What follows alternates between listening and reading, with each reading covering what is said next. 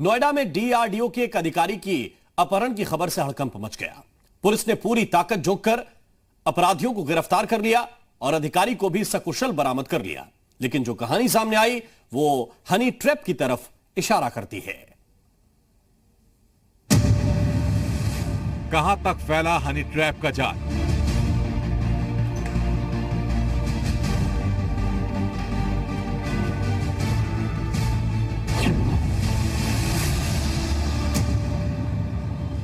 कैसे एक वैज्ञानिक हुआ फरेबी निगाहों का शिकार?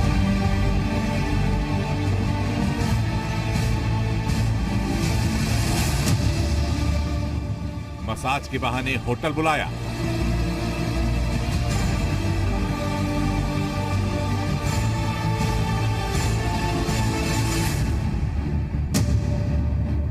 फिर किडनैपिंग का खेल रचाया।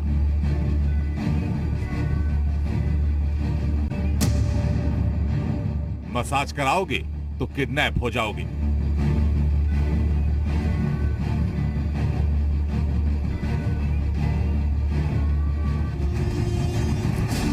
ये कहानी कुछ फिल्मी सी है, कुछ वैसी ही जैसा आप कोई थ्रिलर फिल्म देख रहे हो, लेकिन है हकीकत। नोएडा में रहने वाले डीआरडीओ वैज्ञानिक के साथ जो कुछ हुआ वो किसी का भी दिमाग चकरघन्नी कर दे। जानकारी के मुताबिक वैज्ञानिक रविवार शाम को टहलने के लिए बाहर निकले थे, लेकिन काफी देर तक जब घर नहीं पहुंचे तो पूछताछ शुरू हुई और इस बीच फोन कॉल आया कि वैज्ञानिक अजय प्रताप को किडनैप कर लिया गया। हालांकि किडनैपर्स ने अपने पहले कॉल में सिर्फ किडनैपिंग की जानकारी दी, किसी तरह की कोई डिमांड नहीं रखी गई। लेकिन कुछ देर बाद एक फोन कॉल आया और ये कॉल फिरौती के लिए थी। 10 लाख रुपए बतौर फिरौती। इस कॉल से परिवार को यकीन हो चुका था वैज्ञानिक अजय प्रताप का अपहरण कर लिया गया है, जिस पर परिवार ने घटना की सूचना सेक्टर 49 थाना पुलिस को दी। मामला रक्षा मंत्रालय से जुड़ा था, लिहाजा कार्रवाई आनन फानन में शुरू हुई। टीमों का गठन किया गया।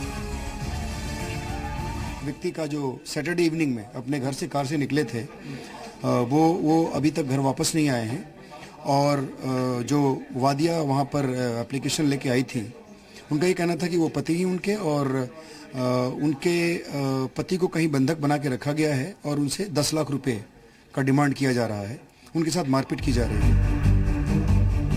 पुलिस हर एक सुराग को खंगाल रही थी, हर एक ठिकाने पर दबिश दे रही थी और देर रात ये भी खबर आई कि वैज्ञानिक अजय प्रताप को सकुशल बरामद कर लिया गया। इस मामले में पुलिस ने 3 आरोपियों को गिरफ्तार किया है, जिसमें एक युवती भी शामिल है।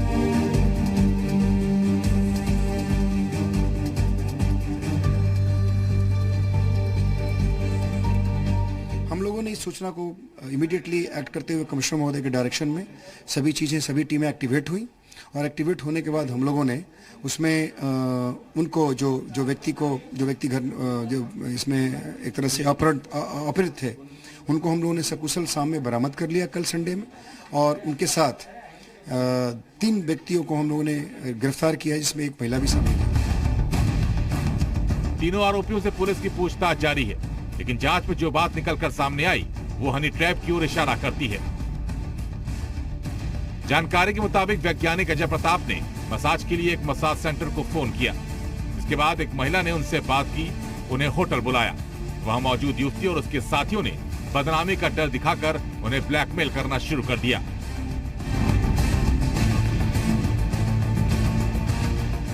पूछताछ से पता चला कि एक हनी ट्रैप का गैंग है और जिस व्यक्ति को यहाँ पे ला करके हिरासत में लिया गया था उस व्यक्ति के द्वारा पहले मसाज पार्लर और स्पा वगैरह सेंटर्स को वो वेबसाइट पे ढूंढ रहे थे। उसमें उनको एक नंबर मिला और उस नंबर को उन्होंने एक्सप्लोर किया और एक्सप्लोर करने के बाद उनसे जब उनकी बातचीत शुरू हुई तो उस नंबर को जानने वाले द्वारा उनको एक जगह बुलाया गया सैटरडे की इवनिंग में और वहाँ से उनकी सहमति से होटल तक लाया गया और होटल में जहाँ लाया गया वहाँ पर आने के बाद इनको एक कमरे में होल्ड करके इनके साथ मारपीट की गई और फिर इनके घर वालों से फिरौती की डिमांड की गई।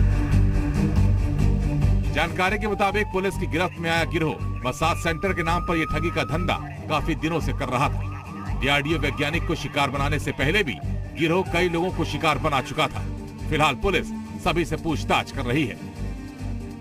शोभ रजा, नोएडा, जी मीडिया। और बरेली में जमीन विवाद को लेकर दो पक्षों में दिन दहाड़े जमकर मारपीट और फायरिंग हुई। हथियारों के बल पर एक पक्ष ने दूसरे पक्ष पर फायरिंग करते हुए जमीन कब्जाने की कोशिश का आरोप लगाया। तो जमीन पर कब्जा तो किसी को नहीं मिला, लेकिन 6 लोगों की गिरफ्तारी जरूर हो गई।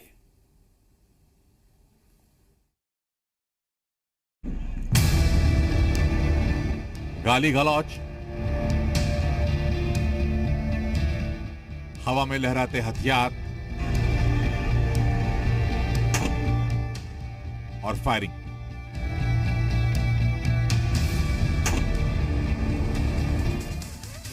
गाली गलौज फायरिंग की तस्वीरें बरेली के थाना फरीदपुर क्षेत्र की हैं, जहां जमीन का एक टुकड़ा जंग का अखाड़ा बन गया। दो पक्ष एक दूसरे के खून के प्यासे हो गए, हथियार बारूद उगलने लगे। वो तो गनीमत रही कि गोलियां हवा में चली और दो पक्षों के बीच जमीन विवाद में हुई झड़प में कोई हताहत नहीं हुआ। जानकारी के मुताबिक दोनों पक्षों के बीच झगड़ा रामगंगा कटरी की एक जमीन को लेकर है। दोनों ही पक्षों का दावा है कि यह जमीन उनकी है। आरोप है कि एक पक्ष ने 5 दिन पहले ही खेत की जबरन जुताई कर दी, लेकिन आज जब दूसरा पक्ष खेत पर पहुंचा तो पहला पक्ष भी खेत पर पहुंच गया। इस दौरान दोनों पक्ष जमीन के टुकड़े को लेकर आपस में भिड़ गए। थाना फरीदपुर के अंतर्गत एक गांव पड़ता है जो नदी किनारे है। वहां पर दो पक्षों में जमीन की कब्जेदारी को लेकर मारपीट हुई है, उसमें हवाई फायरिंग भी हुई है, जिसमें पुलिस द्वारा ये पता चला कि मौके पर दोनों ही पक्षों के द्वारा इसमें गोली चलाई गई है, जिसमें किसी की हताहत होने की कोई खबर नहीं है। पुलिस के द्वारा इसमें दोनों ही पक्षों के खिलाफ धारा 307 के अंतर्गत मुकदमा पंजीकृत किया गया है और दोनों ही पक्षों के जो 6 लोग हैं उनको गिरफ्तार किया गया है।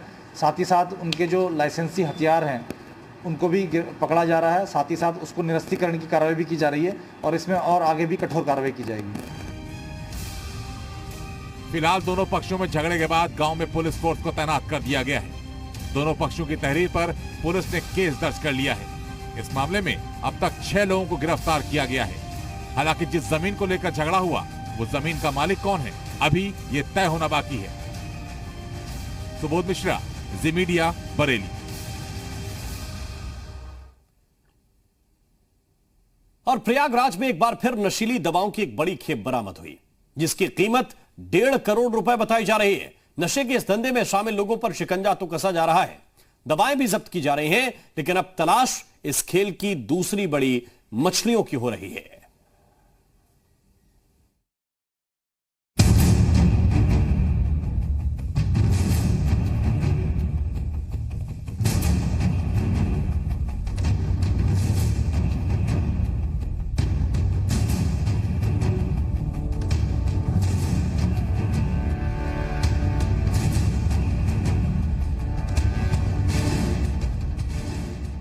तस्वीरें देखकर आप भी जान ही गए होंगे कि ये पूरा गोदाम दवाओं का है। चारों तरफ दवाएं ही दवाएं हैं, पैर रखने तक की जगह नहीं। लेकिन इन दवाओं के गोदाम में पुलिस और अधिकारी क्या कर रहे हैं, क्या खोजबीन कर रहे हैं, किस मामले की जांच कर रहे हैं, अगर आप जानेंगे तो आप भी हैरान रह जाएंगे। यहां से 1.5 करोड़ की नकली दवाएं बरामद हुई हैं। एक बड़ी खेप बरामद हुई है।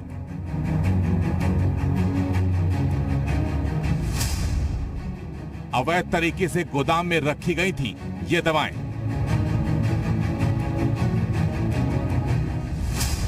बाजारों में की जाती थी सप्लाई।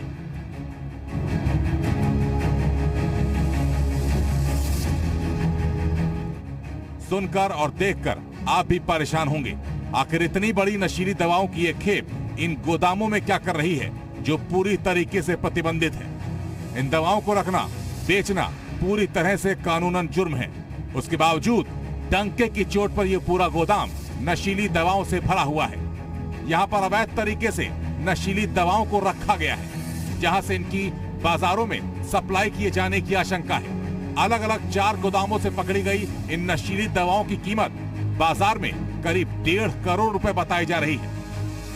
इसमें कोई इनके पास कोई कागजात नहीं मिला है, नशीली दवाएं दी है, बिना लाइसेंस के इन्होंने भंडार की गई है और अवैध रूप से इनके द्वारा विक्रय किया जा रहा है। कितने की दवाएं होंगी? ये लगभग 1.5 करोड़ रुपए की दवाएं हैं। पिछले कई दिनों से प्रयागराज प्रशासन इन नशीली दवाओं को और इन्हें अवैध तरीके से रखने और बेचने वालों पर शिकंजा कस रहा है।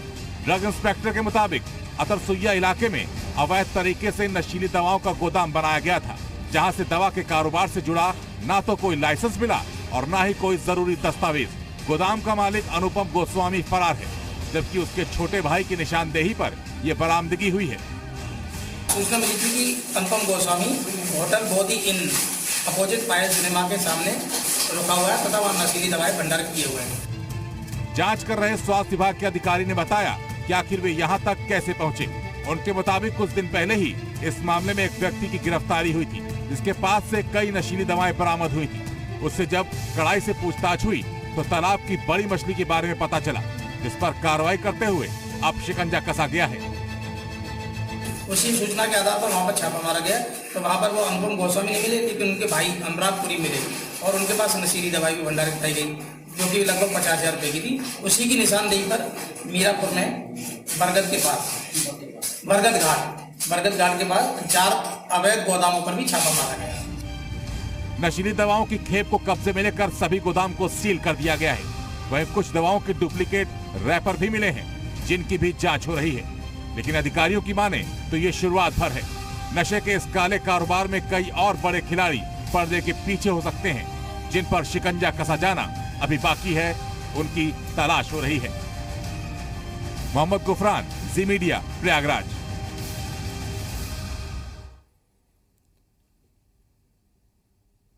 और 12 घंटे में अपहरण की वारदात का खुलासा हो गया। जी हां, जौनपुर पुलिस ने 11 साल के मासूम के अपहरण की गुत्थी 12 घंटे के अंदर ही सुलझा ली। अपहरणकर्ता अगवा किए गए मासूम के बदले परिजनों से उसके लिए फिरौती मांगते, उससे पहले ही उनकी पूरी प्लानिंग, पूरे खेल का पर्दाफाश हो गया।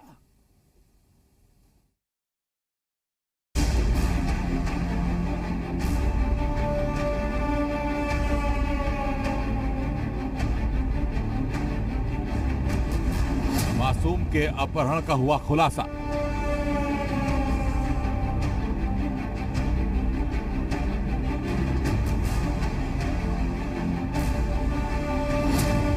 बारह घंटे के अंदर दबोचे गए किडनैपर्स।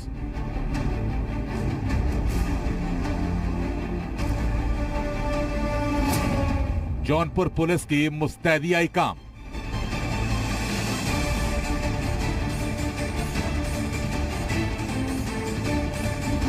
किडनैपर्स का प्लान हुआ नाकाम। अपहृत हुए बच्चे को सकुशल उनके मां बाप को सौंपते पुलिस अधिकारी अपनी टीम पर गर्व महसूस कर रहे हैं। और ये 11 साल का मासूम भी अब खुद को अपनों के बीच पाकर महसूस कर रहा है, क्योंकि उसके सिर पर से खौफ का साया अब हट चुका है। लेकिन चंद घंटे पहले तक ऐसा नहीं था। मासूम की जान खतरे में थी और उसकी जान की कीमत लगने ही वाली थी। जी हां, जौनपुर के रहने वाले 11 साल के मासूम को अगवा किया गया था और किडनैपर्स उसे अपहरण करके अपनी आगे की प्लानिंग तैयार कर रहे थे, उस पर काम कर रहे थे। प्लानिंग के तहत पीड़ित परिजनों को फिरौती के लिए कॉल की ही जाने वाली थी, लेकिन पुलिस की तत्परता के आगे उनकी सारी प्लानिंग फेल हो गई और पुलिस ने चंद घंटों के अंदर ही इन किडनैपर्स के पूरे प्लान पर पानी फेर दिया। अब मुझे बताते हुए खुशी है कि मात्र कुछ ही घंटों में जनपद जौनपुर पुलिस द्वारा 11 वर्षीय बच्चे को अपहरणकर्ताओं के चुंगल से सकुशल बरामद किया गया है। बच्चे को किसी प्रकार की कोई चोट नहीं पहुंची है। इस पूरे प्रकरण में हमने 5 लोगों को गिरफ्तार किया है, जिनके पास से अवैध असला बरामद हुआ है, जो कि आपके सामने है। इनके द्वारा पुलिस बल जो कि रिकवर करने गया था, उन पे हमला भी किया गया है। पुलिस के मुताबिक रविवार की देर शाम अपहृत हुए बच्चे के परिजनों ने उन्हें तहरीर दी थी। इसके मुताबिक घर के बाहर खेल रहे उनके बच्चे का अपहरण किया गया। घटना की गंभीरता को देखते हुए स्थलीय निरीक्षण कर ताबड़तोड़ एसओजी, सर्विलांस समेत 10 टीमों का गठन कर जल्द से जल्द अपहृत बालक को सकुशल लाने के आदेश जारी कर दिए गए, जिसके बाद पुलिस ने अपने मुखबिरों का जाल चारों ओर बिछा दिया। इस बीच एक सूचना के आधार पर पुलिस ने एक मकान पर छापा मारा, जहां से अपहृत हुए मासूम को सकुशल बरामद कर लिया गया और किडनैपर्स को गिरफ्तार। 11 वर्षीय पुत्र घर के बाहर खेल रहा था, तो 2 लोग जो कि मोटरसाइकिल पे आए, उनके द्वारा उसके बेटे को दुकान से बाबा तंबाकू लाने के लिए कहा, और जैसे ही बेटा वह लेकर के आता है तो वह लोग उसको अपनी बाइक पे अपहरित करके कहीं ले गए हैं। परिवार के द्वारा बच्चे को ढूंढा गया, लेकिन जब बच्चा नहीं मिला तो उन्होंने पुलिस को आकर के इसकी तहरीर दी। अपहरित बच्चे के माँ बाप को जिन लोगों पे शक था उनके यहाँ पे दबिश दे करके उनसे पूछताछ करना एवं जो जो टेक्निकल इनपुट्स थे उन पे वर्क करने का कार्य सौंपा गया था।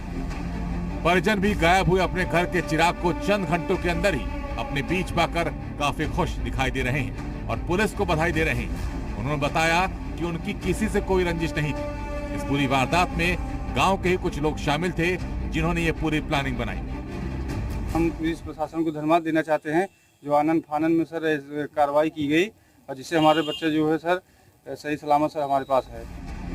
पांचों आरोपी कम समय में ज्यादा से ज्यादा पैसा कमाना चाहते थे, लेकिन इसके लिए पांचों ने मेहनत की जगह जुर्म का रास्ता चुना और वही रास्ता इन तीनों के लिए सड़कों पर जाकर खत्म हुआ। ब्यूरो रिपोर्ट, जी मीडिया।